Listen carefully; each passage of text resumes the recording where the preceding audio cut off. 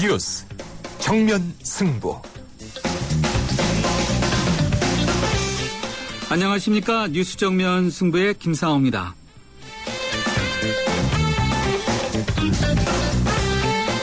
고향 가는 기차표는 구하셨는지요? 택배업계도 분주하고 정부도 설 성수용품 대책을 발표했습니다. 벌써부터 음력설 준비로 부산한 모습인데요. 어제와 오늘에 이어서 양당 대표의 신년 기자회견이 있었습니다. 우리가 정부와 정치권에 대한 바람은 어떤 면에서 볼 때 소박하지 않겠습니까? 음력설을 앞두고 고향 가는 발걸음이 무겁지 않고 정말 근심 없이 가족과 친지들 그리고 고향 친구들과 설 명절을 즐겁게 보내고 쉴 수 있는 그런 밝은 사회가 되었으면 하는 거겠죠. 오늘도 뉴스 정면 승부 yes or no 이렇게 시작하겠습니다. 여야 대표가 유일하게 한 목소리를 낸 이슈가 있습니다. 바로 북한 인권법인데요. 그러나 속 내용을 보면은 입장 차이는 있습니다. 잠시 후 여야 의견 들어볼 텐데요. 이렇게 입장 차이는 있지만 북한의 인권과 민생고 해결을 위한 논의를 시작했다라고 볼 수 있겠는데, 그래서 오늘 뉴스 정면 승부가 여러분과 함께하는 질문은 바로 이것입니다. 북한의 인권법 지금 제정해야 합니까?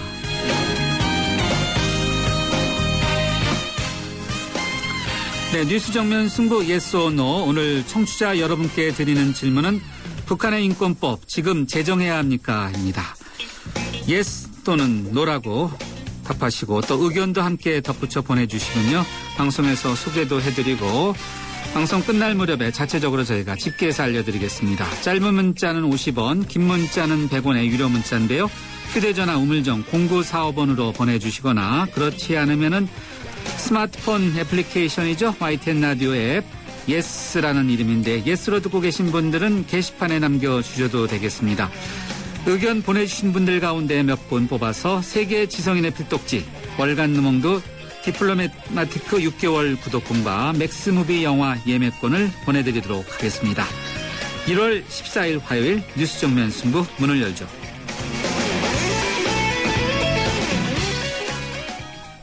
채소 과일이 건강에 좋다고 하면 승우 씨는 말하죠. 알고 있어. 그런데 미국 암협회에서 암 예방을 위해 채소 과일 하루 2컵 반 섭취를 권장한다고 해도 그럴까요? 그래? 그럼 더 먹어야겠네. 챙겨주세요. 미리미리 챙기는 가족 건강.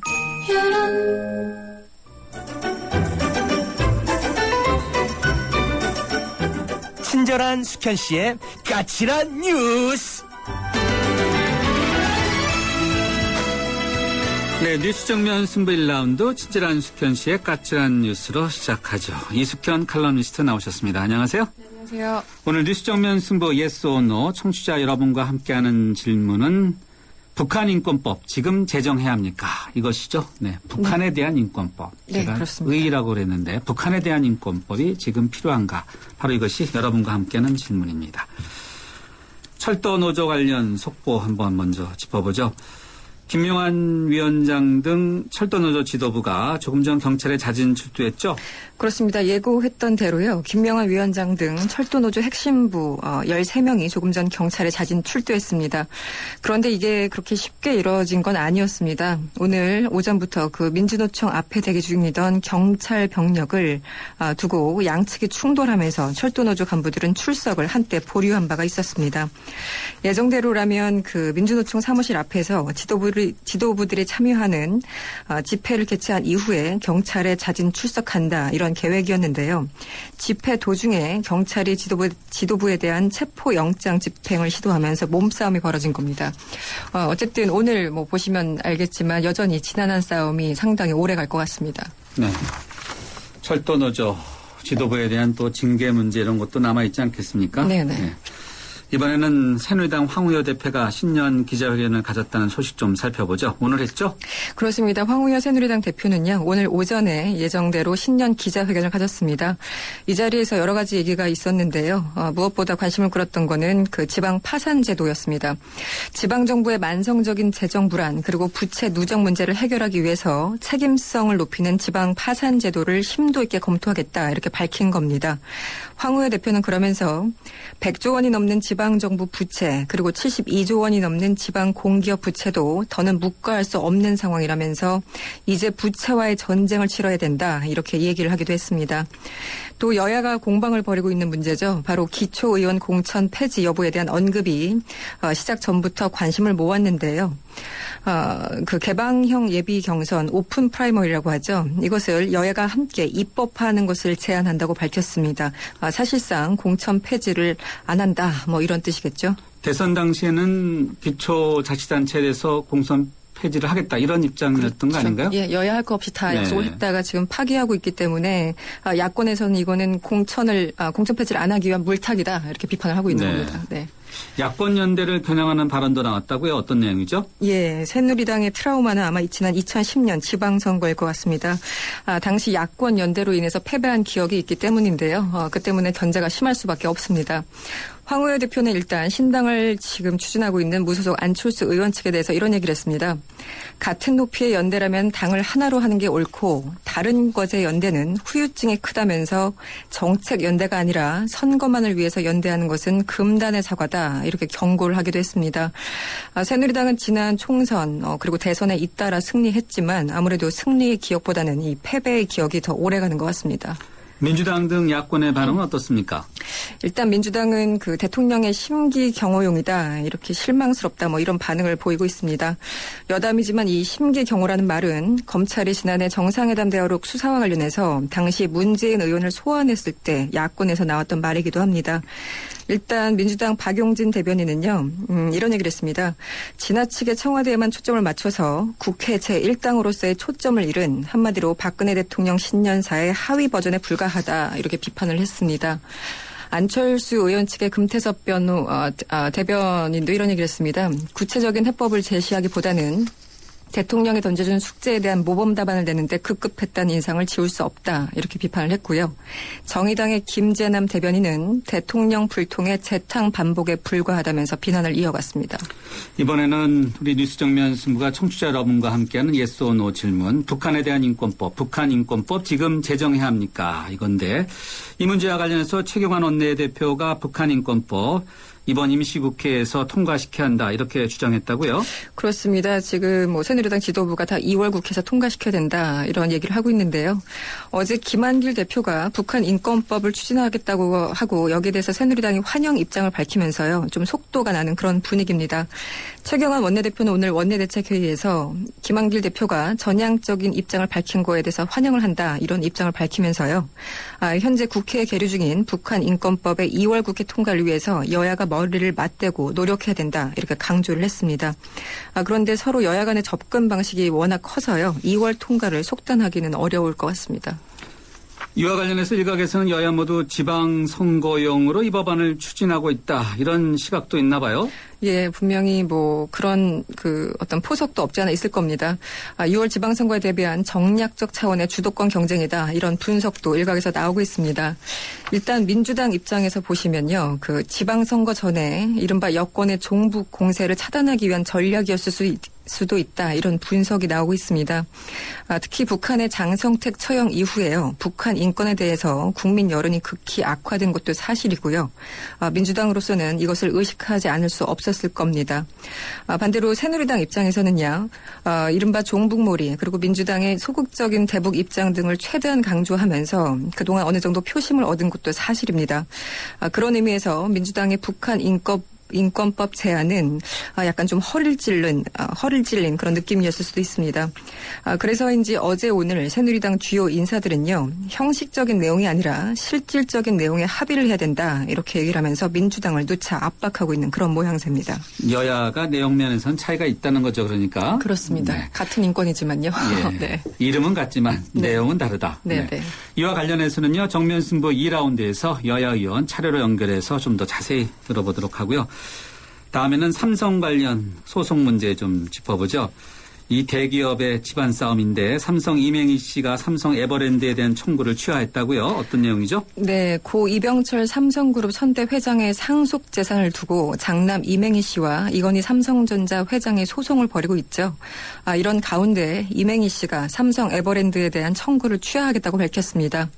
오늘 서울고법 민사합의 14부 합의로 열린 삼성과 상속 분쟁 소송에서요. 이맹희 씨 변호인은 이런 얘기를 했습니다. 삼성 경영권에 위협이 된다는 이 회장 측의 의견을 받아들여서 소송가액을 대폭 감축했다고 밝혔습니다. 이에 따라서 이맹희 씨 측이 이건희 회장에 청구하는 금액은 모두 9,400억 원이라고 합니다. 이와 관련해서 이 씨 변호인은 이런 얘기도 했습니다. 삼성그룹을 뺏으려는 의도가 절대 아니라는 것을 밝히기 위한 취지라면서 일부 청구를 취소한 이유를 설명했다고 합니다. 네, 알겠습니다. 이 재벌 간에서의 이런 경영권의 문제든지 돈 문제 이런 거 일반인들이 보면 좀 비현실적이죠. 그렇죠. 네. 네, 깎아도 9,400억 이렇게 되니까요. 네. 네. 오늘 뉴스브리핑 여기까지 듣겠습니다. 고맙습니다. 감사합니다. 네, 지금까지 이숙현 시사 칼럼니스트였습니다. 지금 시각 6시 19분 18초 막 지나고 있는데요. 교통 상황 어떤지 알아보겠습니다. 박화영 캐스터. 네, 화요일 퇴근길 확실히 어제보다는 차가 좀 많아 보입니다. 퇴계로는 하계안 공고에서 신당 로터리 쪽으로 밀려서 지나고 있고요. 동부간선도로 의정부 쪽으로는 사고가 났습니다. 군자교와 장안교 사이 1차로에 승용차끼리 부딪히는 사고가 있었기 때문에 부근 통과하는 데 주의를 하셔야겠습니다. 북부간선도로가 도심으로 가는 길이 좀 차가 많아서 구리 시계에서 하월곡동 쪽으로 지체와 서행으로 이동하고 있고요.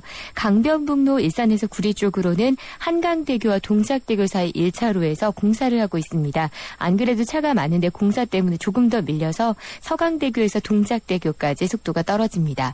같이 가는 올림픽대로는 비교적 수월하게 지나는데요. 반포대교나 청담대교, 강남권의 정체 정도는 감안을 해주셔야겠고요. 한강 교량 중에서는 청담대교가 양방향으로 밀리고 청담대교로 향하는 분당 수로는 도심 쪽으로 거의 대부분의 구간에서 지체 정도로 진행되고 있습니다. 뉴스 정면 승부 교통정보였습니다. 대한민국의 하루, 여러분의 하루를 정리해드립니다. YTN 뉴스 FM, 뉴스 정면 승부.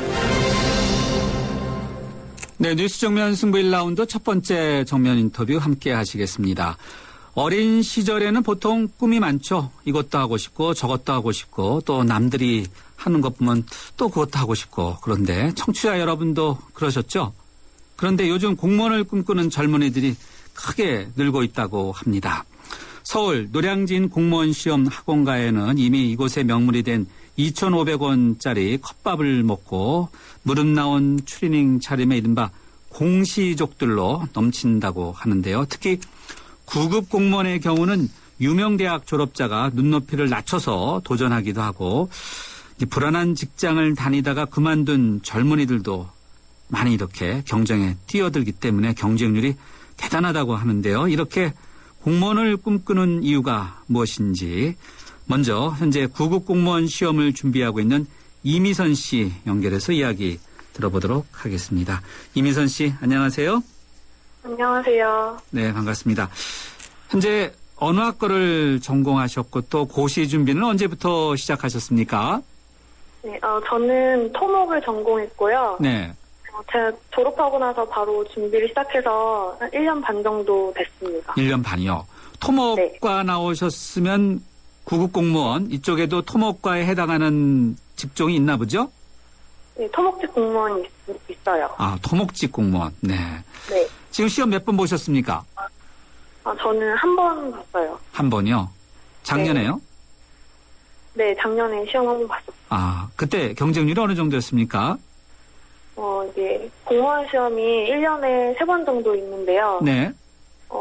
서울시나 국가에서 보는 시험은 경쟁률 200대 1 정도 되고 지방직은 한 10대 1 정도 돼요. 200대 1이요, 서울의 경우? 와. 네. 200대 1. 그러면은 이미서 씨가 본 시험도 200대 1 정도 됐습니까?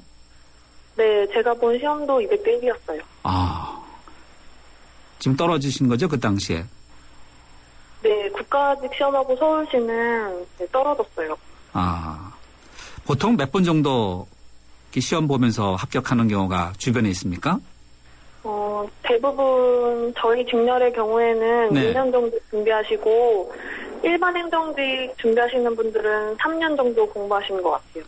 그럼 1년 반 정도 됐으니까 아직 실망할 시기는 아니네요. 그러니까.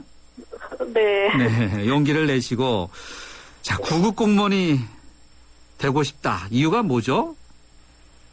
일단 저는 토목을 전공했기 때문에 네. 저희 직렬에는 여자가 별로 없거든요. 일이 굉장히 힘들고 야근도 잦고 네. 그래서 아무래도 여자가 일하는데 편하게 일하기 때문에 안정성 때문에 아, 공무원을 택하게 됐어요. 네. 일단 여성들이 적으니까 일단 경쟁적인 측면에서는 경쟁률이 아무리 높아도 좀 유리할 수 있다. 이런 것도 좀 감안했겠네요. 네. 네. 아직 이제 시작인데 다른 주변에 있는 분들은 뭐 3년 이상 이렇게 하신 분들도 있습니까? 네, 제 주변에 굉장히 많아요. 아, 많아요. 네. 네. 대학교 친구들도요.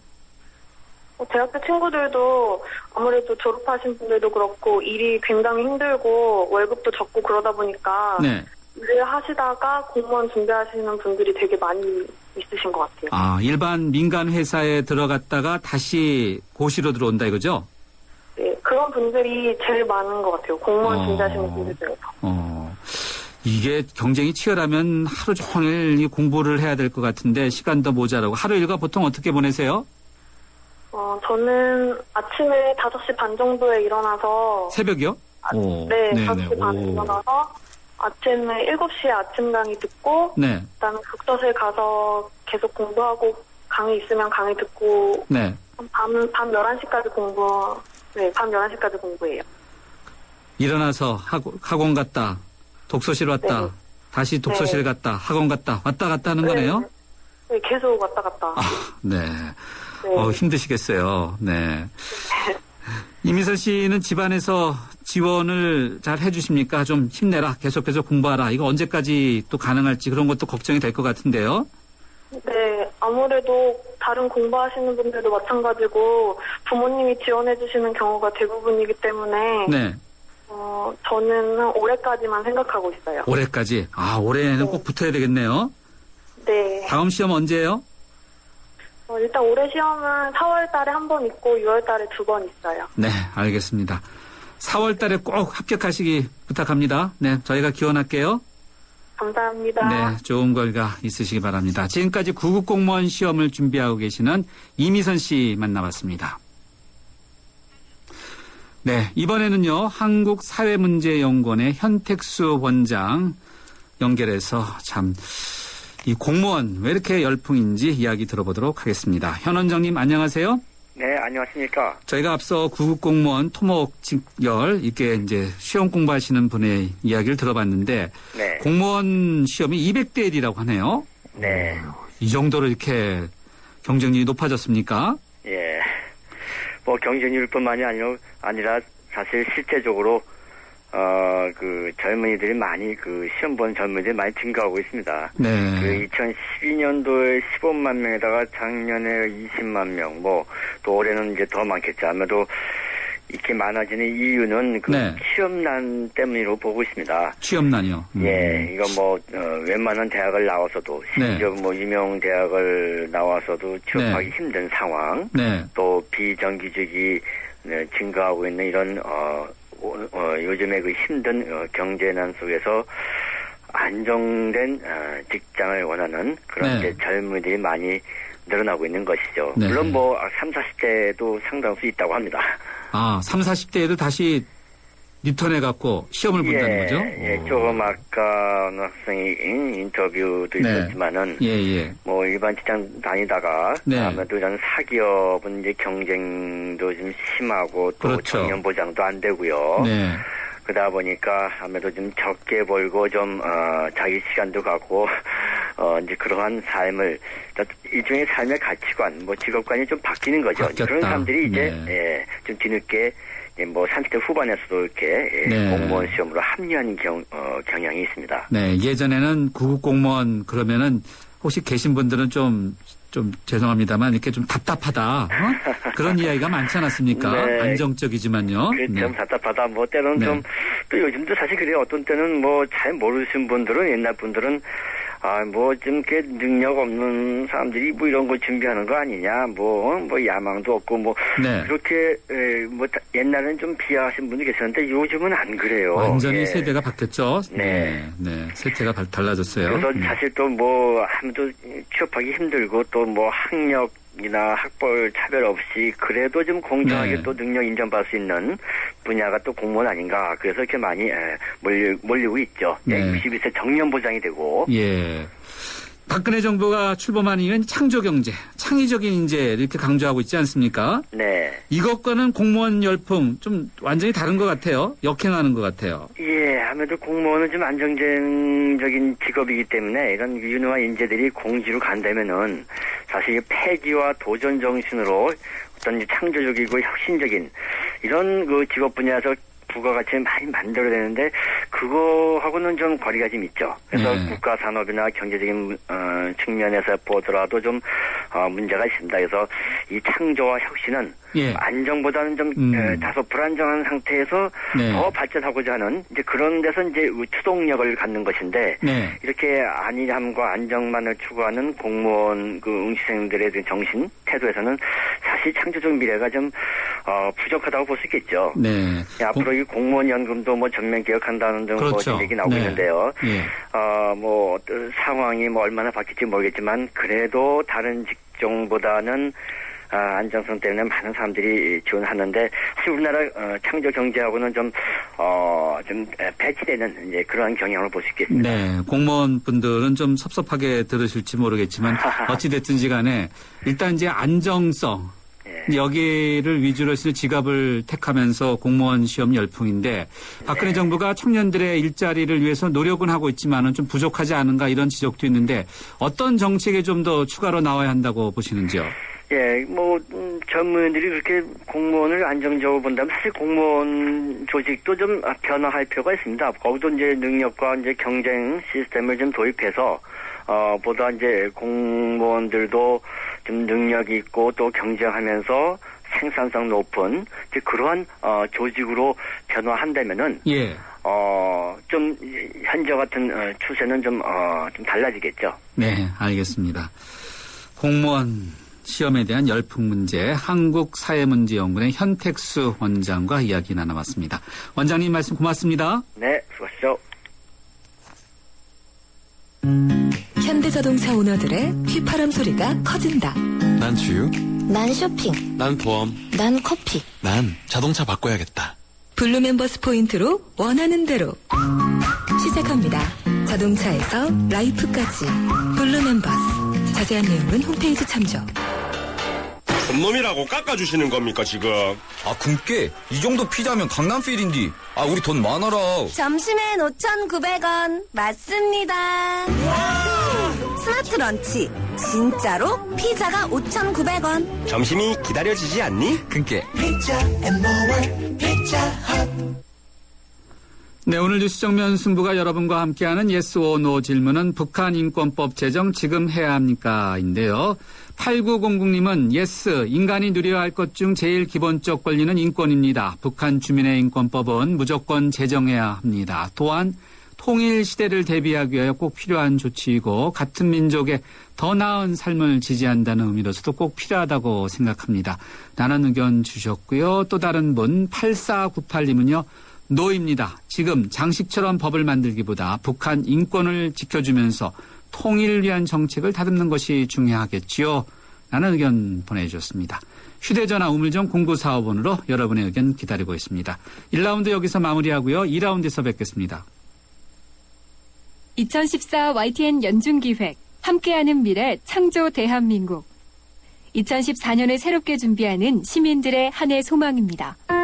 새벽에 나와 잠 못 자고 이렇게 나와서 하는데 안전하게 하루하루 좀 잘 보내고 건강이 제일이죠 뭐든지. 언제든지 대화가 제일 중요해요. 첫째 대화. 이렇게 하면은 우리나라 대한민국 쭉쭉 뻗어내 미래가 밝아오죠. 젊은이들 힘을 내고 살으라고 우리는 앞으로 희망을 가지고 열심히 한번 살아봅시다. 열심히 일하면 좋은 미래가 있지 않겠습니까? 함께하는 미래 창조 대한민국 그저 나가자. 화이팅!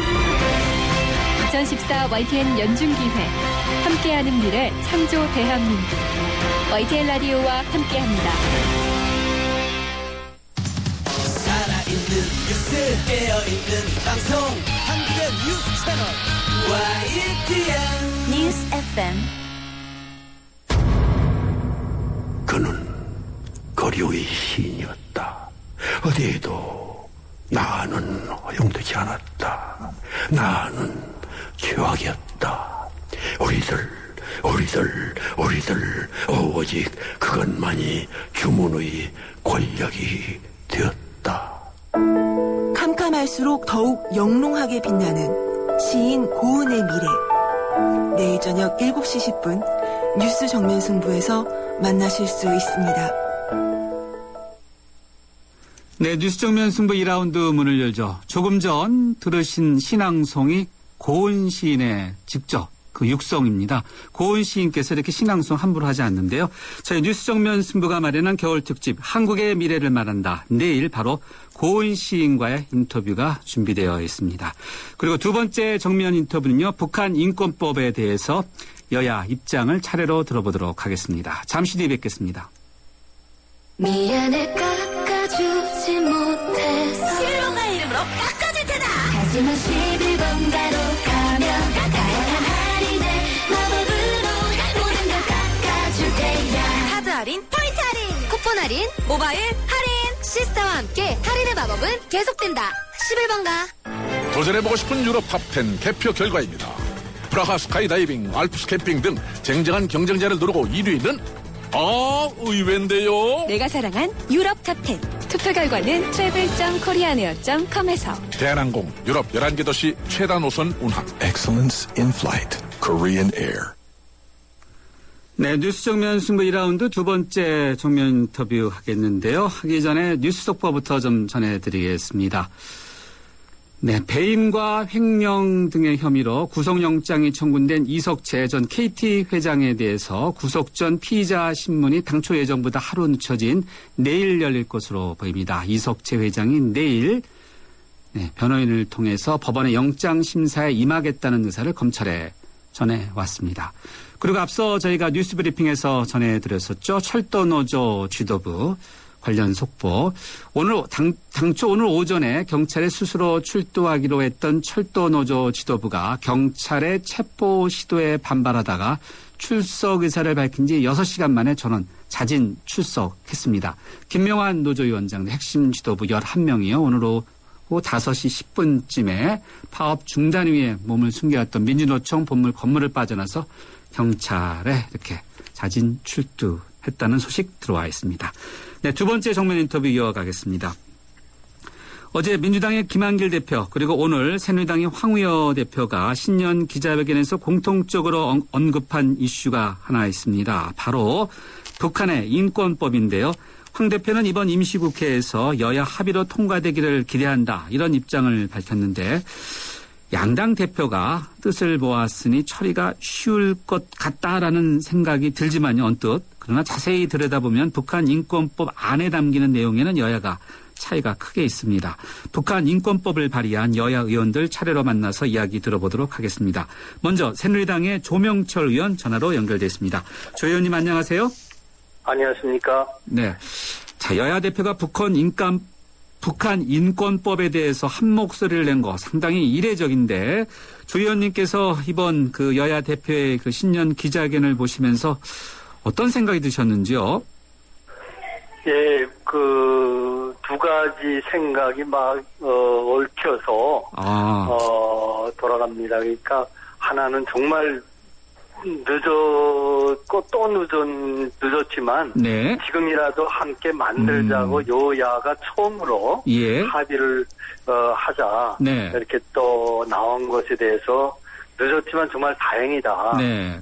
이런 생각을 하고 정말 감사한 마음 들고요. 네. 다른 하나는 그렇지만 아직도 그 내용에 대해서는 각 당이 생각하고 있는 인권법에 대한 기본적인 생각들이 아직 차이가 있어서 이것이 2월 중에 합의가 되면 제일 좋은데 그것이 예. 또 딜레이 되지 않을까 이게 또 걱정이 앞서면서 네. 한쪽으로는 다행이라는 마음 한쪽으로는 또 걱정 이런 네. 것들이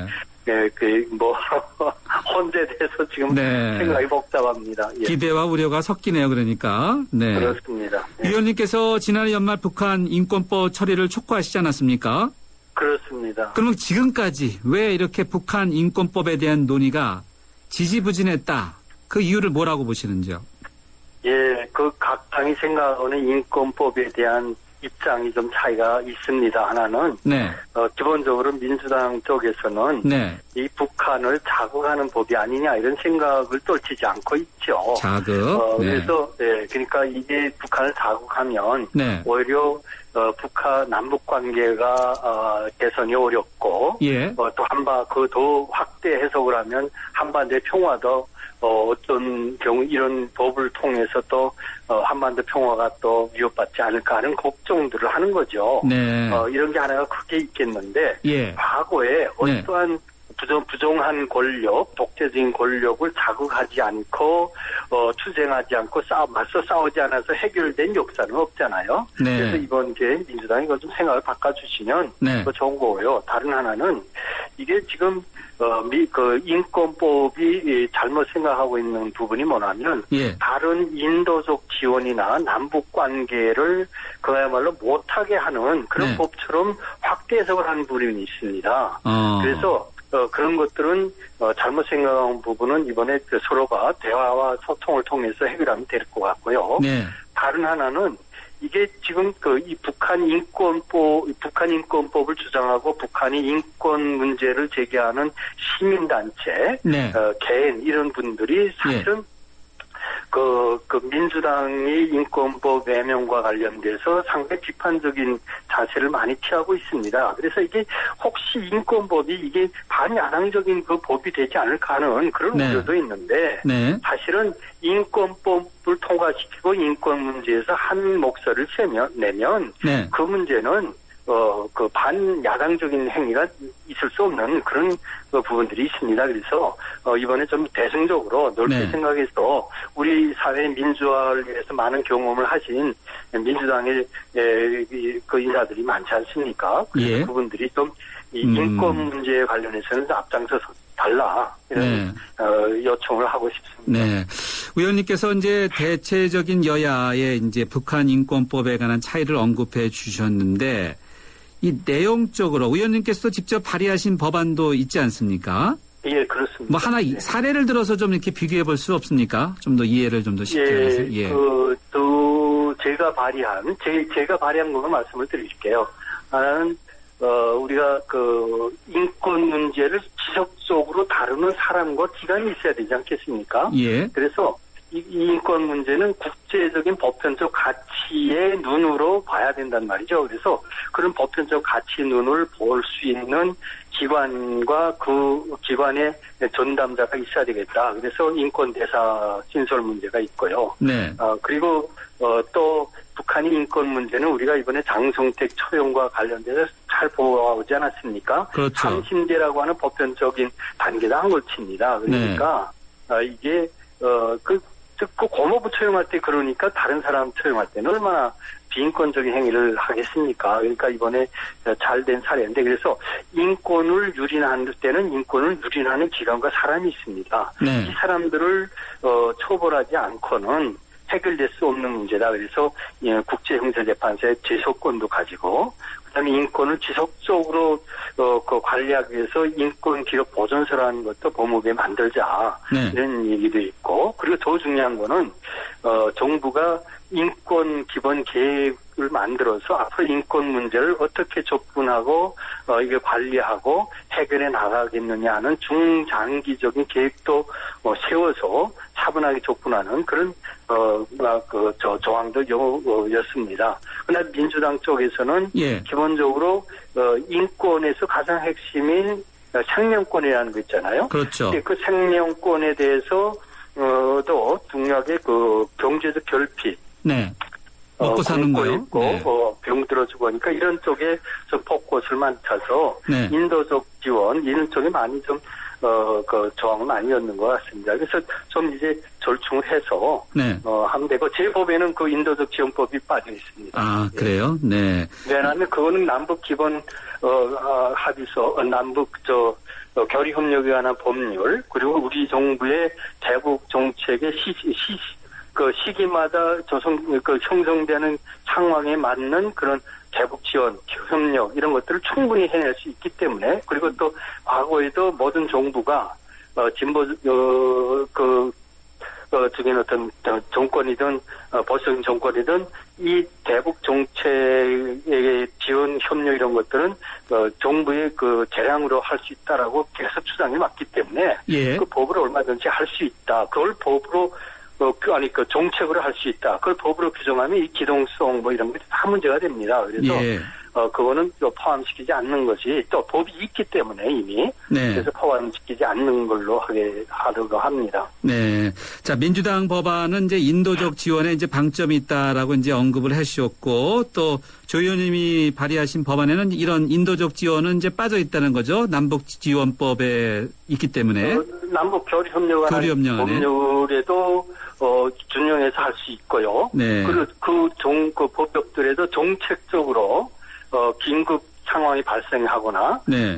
그다음에 그 자연재해라든가 뭐 여러 가지 상황이 급변하는 상황들이 많습니다. 네네. 그 상황에 맞춰서 정부가 적극적으로 움직이면 됩니다. 네. 그래서 그러한 정부의 재량권을 법으로 규제한다는 거는 사실 많은 문제가 나올 수 있다. 현장에서 움직이기가 힘들다는 거죠. 그래서 예. 그거는 따로 논의하자. 그리고 네. 또 그건 얼마든지 지금이라도 할 수 있다 이런 거죠. 네. 끝으로요. 짧게 하나만 여쭤보겠습니다. 민주당의 전병헌 원내대표가 북한 인권법이 햇볕 정책의 업그레이드 판이다.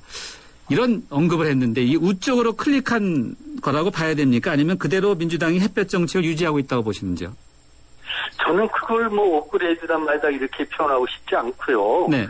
뭐냐면 제 개인적인 생각은 이런 겁니다. 인권, 민주 이런 거는 민주당의 그 김한길 대표도 최고 가치라고 스스로 말하지 않았습니까? 네네. 그런데 북한 인권만큼은 민주당의 성격에 맞지 않게 과거에 외면해 왔다 이런 겁니다. 그러니까 제 자리로 돌려놓으려고 하는 기회가 왔다고 그런 평가를 하는 거죠. 예. 그래서 이건 민주당 이슈다. 이거는 민주당이 들고 나가야 되는 거다. 이렇게. 알겠습니다. 네. 예. 오늘 말씀 여기까지 듣겠습니다. 감사합니다. 예, 감사합니다. 네, 지금까지 새누리당의 조명철 의원이었습니다.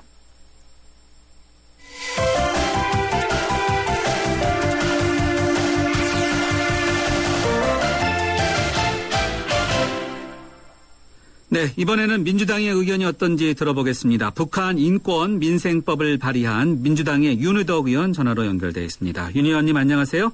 네, 안녕하세요. 새해 복 많이 받으세요. 새해 복 많이 받으십시오. 네. 오늘 보니까 이제 이 여야가 북한 인권법 통과를 기대한다. 이게 한 목소리를 내는 게 참 드문 일인데. 네, 네. 이 윤 의원님께서 이 북한 인권 민생법 발의하시지 않았습니까? 네, 그렇습니다. 인권 문제 이게 좀 다릅니까? 새누리당하고요? 어제 오늘 이런 여야 간에 공동의 관심사를 논의한 거가 어제 오늘 이게 처음 있는 사례가 아닙니다. 민주당이 그동안 북한 인권 민생에 대해서 많은 노력을 했죠. 네. 제가 하나만 말씀드리겠습니다. 2011년 5월 30일 날 네. 양당의 원내대표 네. 김진표 대표와 마침 당시에 황우려 대표가 원내대표였어요. 예. 그때 8개항의 원내대표 합의 사항이 있는데 그 중에 6번째 이런 내용이 있습니다. 6번째 북한 민생인권법 네. 이렇게 해가지고 그 내용에 북한 주민의 기본적인 인권을 보장하고 북한 주민의 민생이 실효성 있게 개선될 수 있도록 북한 민생인권법을 제정하기 위해 법사위에 상정하여 토론한다. 이것이 2011년 5월에 양당의 합의사항이에요. 아, 그래요? 그리고 이제 네. 큰 성과는 못 냈는데, 네. 그래서 이게 어제 오늘의 문제가 아니라 이미 18대 국회에서부터 지속적으로 민주당도 북한 인권, 민생에 대해서 의견을 제시했고, 당의 입장을 표명을 했었죠. 네. 그리고 또 양당 간의 협의도 꽤 있었던 내용들입니다. 네. 사실 북한 인권법은 대한민국보다는 미국에서 2004년에 먼저 제정하지 않았습니까? 네, 그렇습니다. 당시 여당이 열린우리당에서 북한 인권법은 주권을 침해하는 내정 간섭이자 남북 긴장을 조성하는 반통일적 행위다. 이런 톤으로 좀 반발하지 않았습니까? 글쎄요, 그때 제가 국회에 있질 않아가지고 정확하게 기억은 못해요. 근데 이제 북한 인권 문제에 대해서 다룰 때 이제 조심해야 될 게 이제 남북 기본합의서의 내용들이 있잖아요. 네. 그래서 이제 그런 부분들도 감안해서 다뤄야 돼요. 그래서 상대방을 오해시키거나 자극하거나 이런 거는 좀 상당히 신중해야 합니다. 네. 그래서 어떤 조치나 법안을 만들 때 북한 당국 상대방을 상대방이 오해를 자아내서 자극이 돼가지고 오히려 인권이 더 악화되는 결과가 나오면은 안 되죠. 그래서 그런 것까지 다 바라보고 한번 폭넓게 접근해야 한다라고 생각을 합니다. 네. 혹시 이번 민주당 쪽에서 얘기하는 이제 북한 인권법 제정 문제와 관련해서 그동안 유지해왔던 햇볕 정책 있지 않습니까? 이 대북 정책의 기조가 좀 바뀌고 있다. 우클릭 쪽으로 가고 있다. 이런 논란도 있어 보이는데요. 기조가 좀 달라져야 된다고 보십니까? 우클릭 그런 거는 아니고요. 원래 민주당이 북한 인권 민생에 대해서 많은 관심을 가지고 있는 정당이고 그것을 실천하려고 노력해온 정당이죠. 그래서 오히려 좀 오해를 받았다고 저는 좀 항변하고 싶어요. 인권이라는 게 가장 중요한 게 생명을 생명을 유지시키고 그 생명을 살리는 게 이제 인권의 핵심 아니겠어요? 예. 그런 면에 있어서는 지속적으로 같은 관심과 노력을 해왔죠. 네. 그래서 햇빛 정책의 업그레이드다 이런 거보다 그러니까 민주당이 민주주의와 인권을 제대로 실천하고자 하는 정당 맞죠? 방금 전에 새누리당 의원님이 그렇게 칭찬을 해주셨어요. 네네. 그래서 우리는 하던 대로 또 열심히 하고 있는 겁니다. 네네. 그러면요. 의원님께서 발의하신 법안, 북한 인권 민생 법안이죠? 민생 인권. 그렇죠. 네. 그 법안의 내용 좀 간단히 한번 좀 소개해 주실까요? 우선 두 가지로 설명을 드리겠습니다. 하나는 인도주의적 업무를 실천하는 내용을 담고 있어요. 그래서 국군 포로, 또 납북자의 송환, 그리고 이상상봉 등 남북한 간의 인도주의 업무를 촉진하고 실천할 수 있도록 법에 담고 있습니다. 네.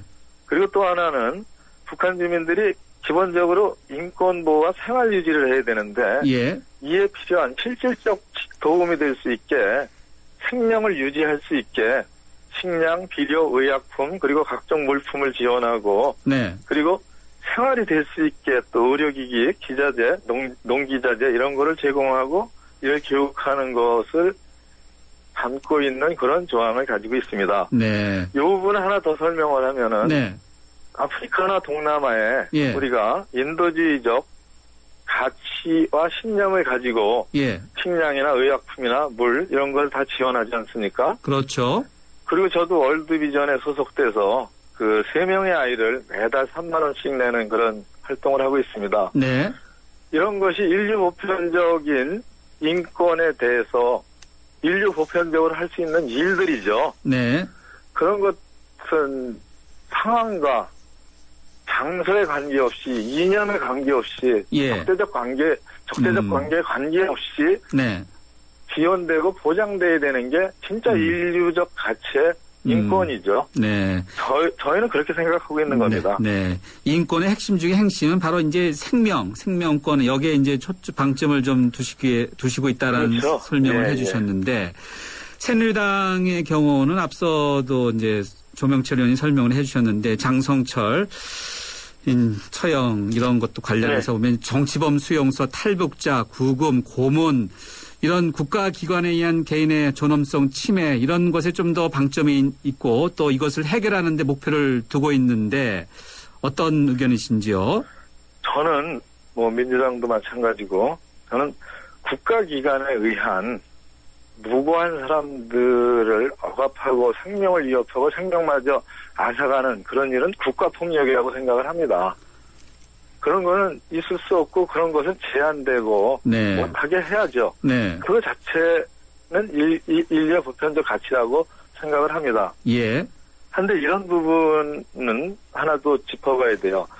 우리가 이제 북한 인권에 대해서 물론 이제 정치적으로 발생한 문제들에 대해서 분노하고 이러는 건 맞습니다. 네. 하지만 우리가 취할 수 있는 방법에 있어서 예. 지금 새누리당이 내고 있는 안들 중에서 일부의 내용이 예. 오히려 북한 당국을 자극해서 북한의 정치적 인권 상황을 더 악화시킬 수 있지 않나라는 걱정과 우려가 좀 되는 부분이 있어요. 그 일부라는 게 어떤 거죠? 예를 들면요?